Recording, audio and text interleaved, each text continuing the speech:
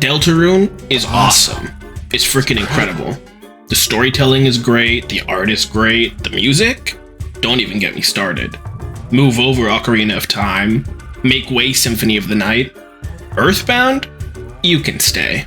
People lose their minds when Toby Fox shit comes out. Not that I blame them, I'm making a video essay about Toby Fox shit. But I feel like people get a little out of control with it, talking about how Sans is actually their dad, or how the Knight did 9/11. I feel like there's still apprehension towards taking the game seriously, as a text.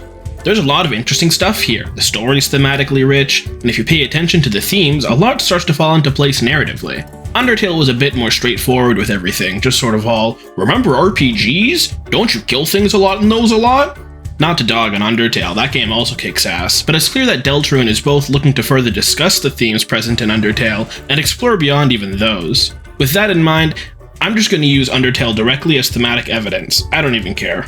Another thing that's cool about Deltarune is that there's church. In fact, there's a lot of church. Prophecy is a major theme of the game, but I feel as though that fact isn't really given the weight it deserves. There's an angel, there's hell, there's prayer. This is a religion that permeates throughout the town and functions as a core element of their society. Usually religions in RPGs are just there, mostly as a caricature to either trigger sympathy, or to paint them as zealous foes you gotta hit really hard with a sword. Mother 3 also had an interesting part where you talk to Dragon God and tell it your name, but it's largely framed as a contrivance so the game can refer to you like you're a real guy. But if you really think about it, Dragon Church is technically the true religion of Mother 3, given the main thrust of the game is pulling out needles to wake the Dark Dragon so he can do dragon stuff. Toby has stated before that he's an unoriginal hack who just made Mother 3 again, so maybe we can interrogate the religion angle a bit more later. There's also some questions left over from Undertale that we all sort of forgot to answer, mainly about Sans. Years of memes and Sans's nest type gags have clouded some aspects of his character that we just decided not to think about, but it bothers me. This guy just kicks around talking about hot dogs and making stupid jokes, and suddenly he's telling me to confess my sins. And if you've been really bad, he starts shooting lasers at you and breaking the fourth wall and doing quantum time shenanigans. Toby Fox is in the games too. He looks like a dog though, which I think is wrong. He's like a real guy, I think. But he's there in the games. His sections are largely played for gags, but I saw him hit me with his car. He stole that artifact from me and just gave me bullshit. I'm mad about it, and I won't accept spoof game overs as recompense. Nah, I'm just kidding. He is there though, and he has to be there for a reason. When you go to comedy school, what you learn is that every good joke has a nugget of truth in it. Just because Toby makes his appearances a gag, there remains a truth in his incarnation into the world.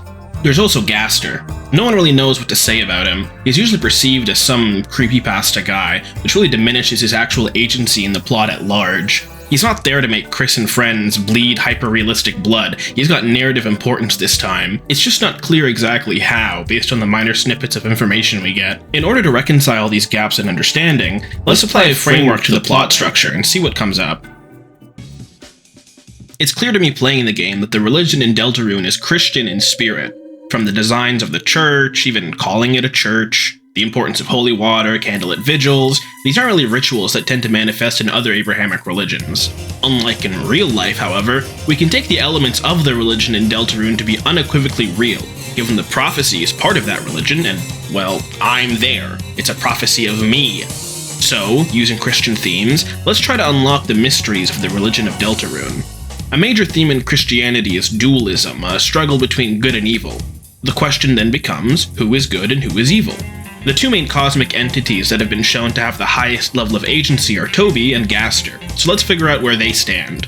Personally, I slot Toby into the evil side for a few reasons. Primarily is the fact that he's the creator of Deltarune, and thus he's responsible for all the evil happenings that occur in the game. Any enemy you have to fight, any puzzle you have to solve, the fact that your parents are divorced, that's Toby's fault. The relationship between the player and Toby is almost uniquely adversarial. The author being evil-coded is also a typical pattern in meta-narrative explorations. I mean, if you made yourself the symbol of all good, you're kind of an asshole. It's also worth noting that the word Satan itself just means adversary, so take that as you will. If we take the assumption that Toby's on the evil side, we can make some further deductions. Deltarune itself is a very symbol-heavy story, and symbols hold power based on their symbolic association. One example is the Chaos King. I found myself curious as to why he was the King of Spades. I mean, The other kings exist, and they're in jail because they're implied to be weaker than the King of Spades. Now, I haven't played poker in a while, but it's not like suits have priority over another. So, what's the significance of spades? We can find an answer in Undertale. Boss monsters, like the Dreamer family, have a special powerful soul. Such a soul is spade-shaped, and thus we can deduce that, as hearts are associated with humans, spades are associated with boss monsters. Ralsei, whose form reflects that of a boss monster, got a cloak retcon from a heart to a spade. Retcons usually don't happen unless the thing that's being retconned is narratively significant in some way. If it wasn't, then who gives a fuck? Why change it? Clearly, symbols hold power in the world of Toby. With that in mind, let's look at how dogs manifest in both games. All the dogs in Deltarune are shown to be criminals, and are all arrested together at one point. I remember being confused by this, which is what got me thinking about the subject of this video in the first place. Undertale also had a similar premise where all the dogs are cops and manifest as early challenges to get you used to the mechanics of the game. But the fact remains, dogs? Well, Toby manifests as a dog in the world of Delta, and is pretty much Deltarune Satan. His form thus reflects on the lesser beings that share it, influencing how they're represented in the worldview. Thus, all dogs are coded evil by the worldview. Flipping the wall over, we should then build out our side of good. Gaster slots into the absolute being of this side pretty nicely. He's the silent watcher type, quietly influencing things in the game. Like that god guy. Gaster is also most likely a skeleton, given his well-known connection to Sans. This would also explain one of the Sans mysteries, why he's in charge of Judgment. His association to God Gaster has given him a special role in Judgment, like angels tend to do. In a sense, we end up with a dogs versus skeletons dichotomy. This is also reflected in many of the interactions in Undertale, where Toby is often shown to be messing with the Skelebros. Now, we started with a dualist framework which assumes good versus evil, and is reflected to a degree in the manifestation of these characters, but it's not like they're fully embodying these roles. Toby Fox can't fully be Satan because I still like him, and those dogs are still shown to be as nice as dogs tend to be. And Sans is trying to fuck my mom. To solve this issue, we can go back to the ultimate theme that these games embody, the notion of convention versus subversion. Applying this to our framework changes our dichotomy from good versus evil to convention versus subversion, which tracks a lot more. Toby, as an adversarial force in his own game, seeks to write the kind of story he wants to see, by breaking conventions and flipping expectations on their head. Gaster, on the other hand, represents conventional RPG understanding. He's the code in a largely literal sense, representing game design convention as a concept. This also explains why he's able to communicate with the Deltarune Twitter, or otherwise speed up reloads. They're not necessarily opposed to each other. Ultimately, Undertale, while a deconstruction of genre, is still an interesting game. Just because a game subverts conventional RPG understanding, that doesn't mean it's an evil that should be purged. But, to subvert, you must position yourself in an antagonistic role to the concept of convention. We can see this reflected in how their agency manifests. Toby, as he appears in Deltarune, is shown to be causing the events that brings you to the Dark Worlds, through causing traffic jams or calling in bomb threats or whatever. He's also described as actively making a game, and as such exists as a directly manifested antagonistic force. On the other hand, Gaster doesn't manifest as a physical force, at least not without some elbow grease, and only in Undertale. He does intervene in a minor way in the Roaring Night fight, not necessarily to help you, but to see what you do. Beating a boss you're scripted to lose is not beyond RPG convention. I'd argue it's somewhat of a staple feature. With that in mind, we can finally understand what the hell Sans has been doing all this time. Sans, a skeleton representing the symbolic form of Gaster, gains agency based on what Gaster represents, the game's code. As such, he's able to manipulate game constructs to a minor degree, like loading different area transitions or changing out assets like the Clopin sign. It also explains his increased degree of knowledge of game constructs, such as your level and the fact that combat is turn-based. His apathy towards the events of Undertale can now be recontextualized with the understanding that Sans knows he's in a game, and it's worth noting that he only takes action against the player when the game itself is at risk of being destroyed. Papyrus, also a skeleton, throws a wrench in this a little bit, but he's also kind of slow. I wouldn't be surprised if he had this capacity but just didn't know. There's all this dating gizmos he creates that only appear in his minigame, maybe that means something. Flowey also hung around him a lot, maybe that had something to do with his angelic identity all along. Can't do that with Sans, he'll just blast you with lasers. There's also two lesser types of beings that are relevant, namely Friend and Goners. Friend doesn't really have a lot to go off of, besides the fact that he looks like a cat. and his funky colored eyes. There's also an implied connection to Gaster, given proximity to Friend is linked with higher agency, and those with higher agency tend to invoke Gaster in some way. Cats also seem to be a cosmologically relevant being in Deltarune. If you've been 3 years old before, you'll remember that they're often paired opposite to dogs. Noelle also had a weird cat petters game that had Friend in it, and even the name brings to mind the typically canine title of man's best friend. It's as if they're being used to fill that symbolic void, to keep dogs in an antagonistic position. It's worth noting too that there's a cat monster family with a daughter who's into occultism. She likes ghosts and demons and going to Hot Topic and listening to 21 Pilots, and is also friends with Jockington. Jockington's cool. Maybe I'll talk about him later. I don't know. Kinda busy. I got shit to do. Goners are also clearly connected to Gaster in some way. He's kind of all they really talk about. I wonder if they're meant to function as messengers of Gaster, kind of like prophets from the hit book The Bible. They also seem to have meta-knowledge related to the setting, like with Clam Girl talking about Susie, or Goner Kid talking about a town where you don't exist. It's not like Frisk knows what's going on. That's for me to read and understand, the player. Frisk is just there picking their nose, thinking about pie or something, I don't know. Whether they wanted it or not, association with Gaster has increased the agency Goners possess in the setting. The way in which their agency manifests is in strange, fourth-wall breaking information. This would also explain the name Goners. They have knowledge that they shouldn't really have, and don't have a place in the worldview of the game anymore. I wonder if the Rudin in My Castletown is similar. People have been pointing out his loss of color, consistent with Goners, but they don't tend to mention the fact that he knows the name of the player. I don't think anyone else invokes the name of the player in such a way, so to me this seems like the same kind of forbidden knowledge Goners have. A lot of this goes back to the player as a separate entity from the protagonist, represented by the soul we control. We've discussed the struggle between convention and subversion, Gaster and Toby representing these different extremes, so what's up with the soul under this framework? Christology is a body of work that involves trying to understand how Jesus exists as the Christ. In effect, it's Christ theory crafting, except if you happen to disagree with the fandom in its early stages, they'd cancel you and call you a hater. Thankfully, I'm not a Christian, so I don't really care about all that. What's important to know for our purposes is the concept of the hypostatic union and diaphysitism, a way of describing how Christ can be both fully man and fully God simultaneously. It states that Christ contains two distinct natures, one human and one divine, that exist in harmony in the perfect being that was Jesus. So, what does that have to do with anything? Remember that under this framework, Gaster is representative of the divine.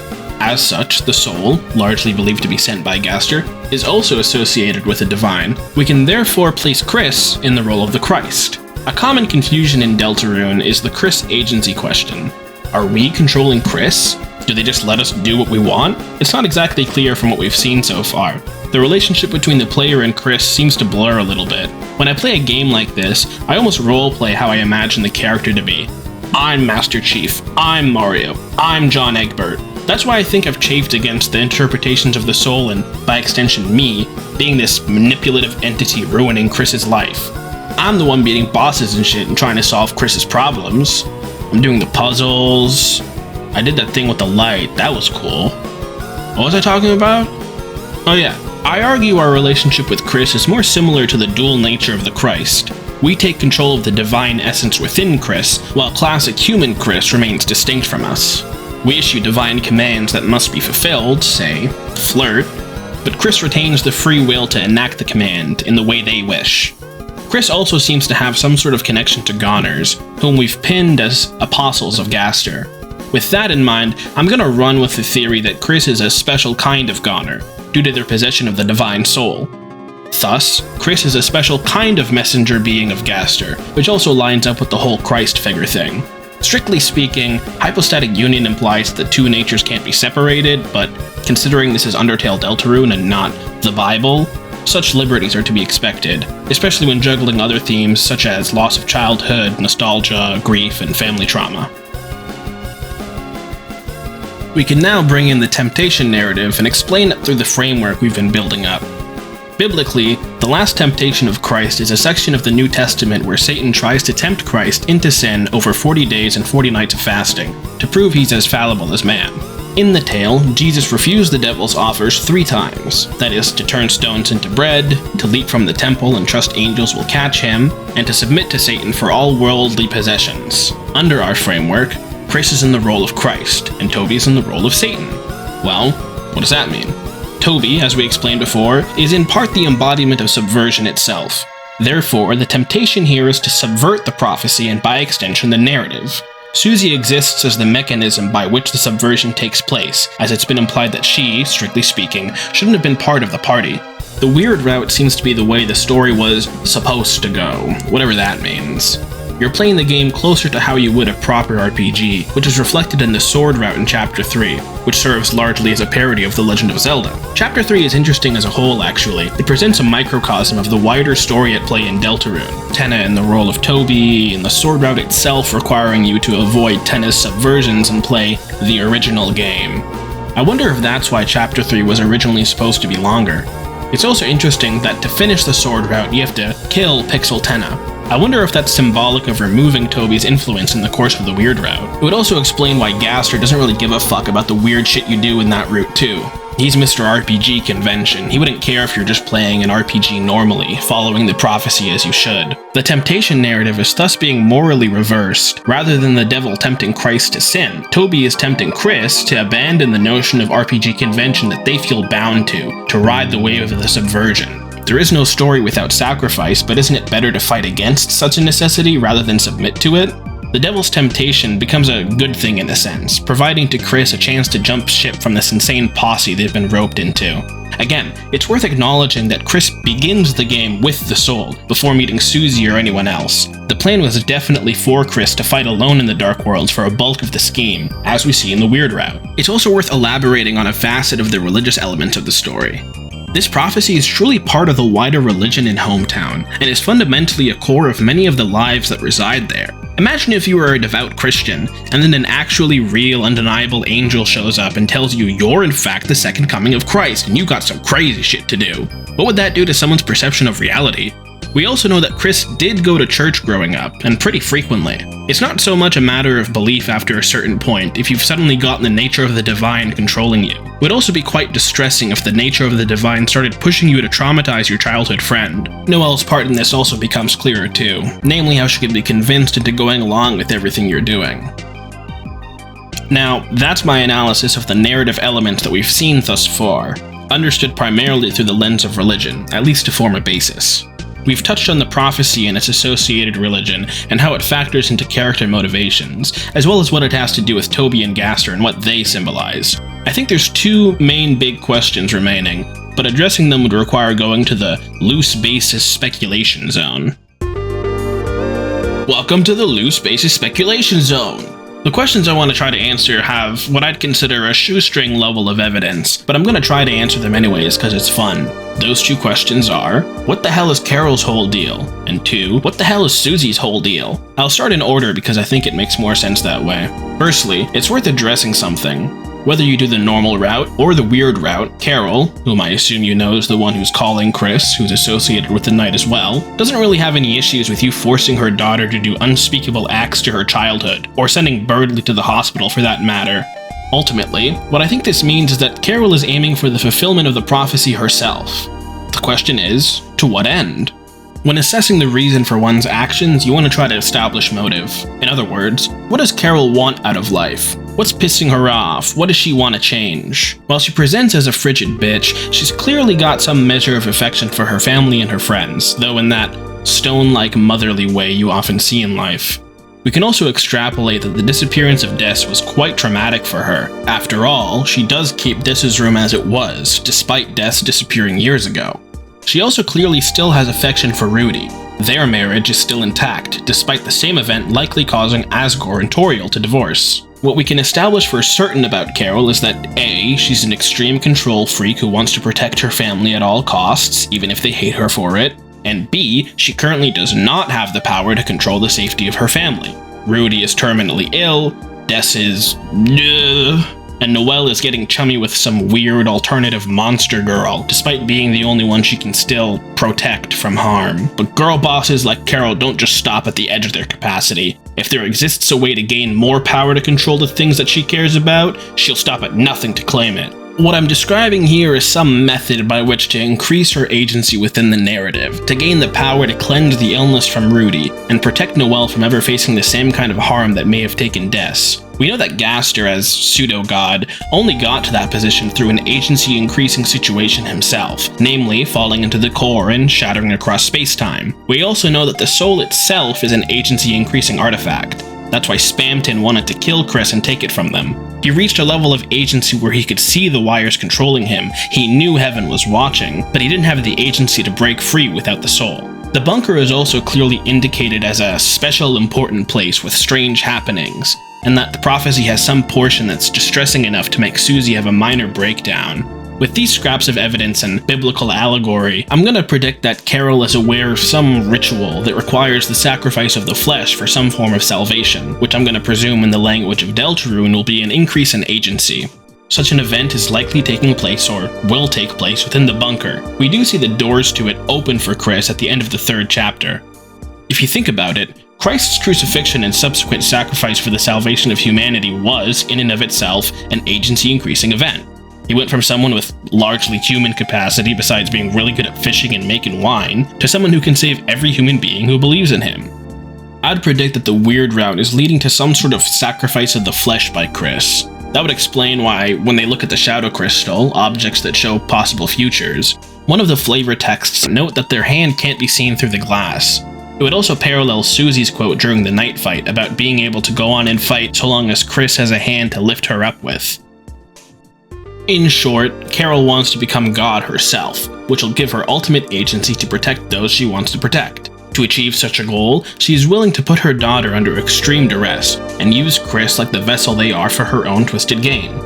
Carol's ascension may also boost Noelle's powers, making her an angel similar to Sans, but for a different symbolic being. Perhaps this is the same way she seeks to cure Rudy. It would also explain how she could get Asgore to hop aboard her plan. Asgore's brute strength and size, as well as his build-up in Undertale, really cloud the fact that he's ultimately kind of an elf. An elf who loves his family in his own way, but who doesn't really understand how to love them in the way they need to be loved. Further evidence for this is present in Undertale, where Toriel tells him that he could have just merged with the first human soul, left through the barrier, and collected the remaining human souls on the surface, rather than wait years and years for humans to randomly fall into the underground. Bit weird how that keeps happening. Maybe the parents in Undertale just suck ass. For a girl boss like Carol, it would be pretty easy to dangle the prospect of getting your family to love and believe you again through her whole become God plan in front of Asgore's face, thus getting him as a willing puppet and collaborator. So, Carol wants to be God. Where does Susie fit into all this? Susie seems to be a weird, special kind of monster. There's not too much evidence for this aside from her seemingly being the embodiment of hope and her bleeding. However, she also seems to be an anomaly within the prophecy, and her agency within this story has just been growing and growing with each chapter. She also seems to be the only being so far that can deny the agency of the soul, besides perhaps Toby. So, under the theological framework, where would Susie fit in? I've already implied that she exists as an agent of subversion, who is likely sent from Toby, at least indirectly or meta-narratively, and Toby himself is symbolic of the devil. With that in mind, I'd argue Susie makes the most sense as representing the dragon of the Book of Revelation. For reference, here's Revelation chapter 12, verses 3 and 4, taken from the Revised English Version. And another sign was seen in heaven, and look, a great red dragon, having 7 heads and 10 horns, and on its heads 7 diadems. And his tail dragged away 1/3 of the stars of heaven, and threw them to the earth. The dragon is a symbol for Satan, which developed from the snake, another symbol for Satan. So, Saint Michael defeats the dragon is Archangel Michael killing Satan, i.e. all divine adversaries, as demonstrated in Revelation. This is parallel with the whole serpents as a symbol of evil thing present in many mythologies. We have to remember the moral reversal going on, however. The prophecy is framed as a negative implementation of fate, causing grief and despair. Susie exists to break free from that despair, as the embodiment of hope. I wonder if bleeding is another symbol of increased agency. This would explain why Susie and Sans bleed, but Papyrus doesn't. He hasn't realized his own increased agency. A human's bleeding also makes sense under that assumption, given any human in the setting has a soul, and we know souls to be agency-increasing artifacts. It's worth noting too that blood has a lot of significance in Christianity as well, but I'm not going to get into it. Speaking of snakes, I guess I'll touch on Jockington. He's a mysterious character to some. Not me, because I've read all of Sweet Bro and Hella Jeff, whom Jockington seems reminiscent of. I'm not gonna get into Sweet Bro and Hella Jeff right now, but all you need to know is that Jockington seems to have prophetic knowledge regarding Susie, given they stem from the same symbolism. There's not a lot of evidence for this, note the zone we're in, but the reference to the dunk as well as Jockington stating that being on Susie's side means you're the world's enemy seems to line up with what we've been talking about. It would also explain why Caddy, who hangs out with Jockington on the reg, is so antagonistic towards Susie. They also happen to be on opposite sides under our framework. Caddy, a cat, and thus associated with Gaster, versus Susie the final dragon associated with Toby. Finally, it's interesting to highlight the fact that Susie's tale gets a lot of attention in dialogue, especially between herself and Noelle. It's seemingly something she's ashamed of, which always struck me as strange. I mean, Noelle herself also has a tale. It would make more sense if the significance is more aligned with the tale of the dragon of the Book of Revelation. There's also an element of the prophecy, namely, the tale of hell, which everyone has their own thoughts on. Given the framework and the significance of Susie's tale, I'd argue the tale of hell taking Crawl is more a reference to her appearance in Hometown. This would also make Carol's disapproval of Susie more significant, past Carol being a control freak and not wanting Noelle to hang with street rats. Like I said earlier, Papyrus remains a sore spot in the whole skeletons are angels part of the theory, but I feel I've already done enough to address that. I guess I'll point out how meta-interaction with regards to Undertale primarily features Sans and Papyrus. Maybe that means something. I also didn't want to feature the Roaring Knight very much at all.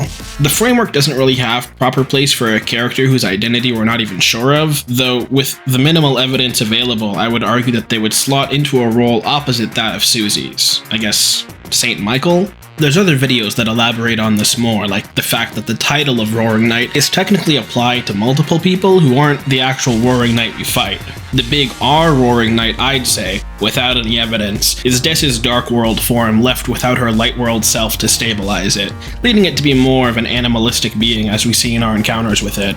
Finally, there's the question of Mike. While I like to think I know who Mike is, that'd be another video discussing agency in Deltarune more directly, along with the secret bosses who, at their core, are beings who seek higher agency. Again, a discussion about agency as manifests in Deltarune would be another video. There's also Ralsei, I guess, but I don't think he's really relevant in this thematic understanding. Maybe as some sort of sacrificial lamb?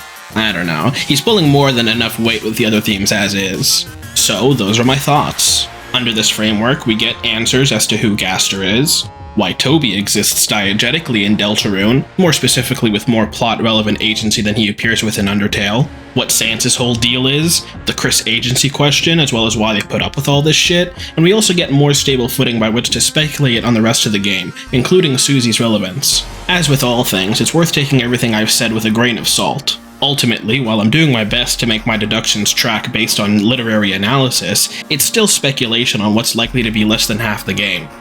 But I hope it was at least interesting, and got you thinking a bit harder not just about this game, but all texts.